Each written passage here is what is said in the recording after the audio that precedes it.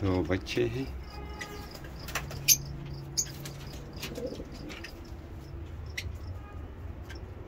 दोबारा कबूतरों ने अंडे ले किए हुए।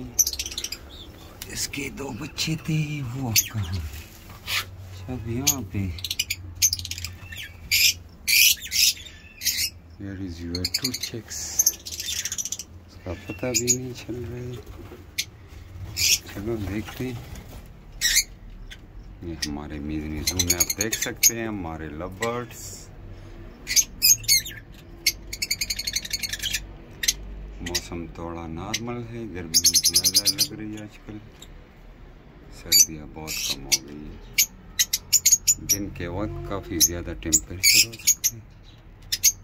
और ये हमारे लव बर्ड्स आप देख सकते हैं, काफ़ी खुश आवाज़ें निकाल रहा है।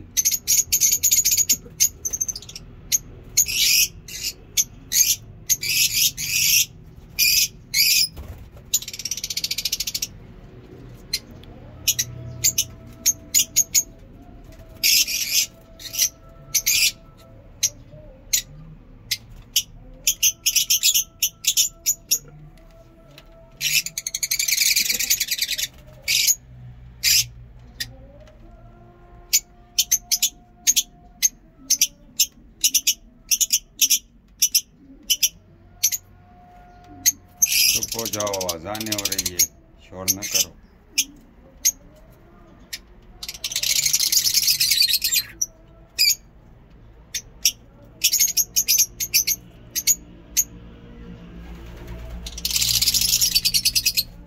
Okay, like the video, subscribe the channel.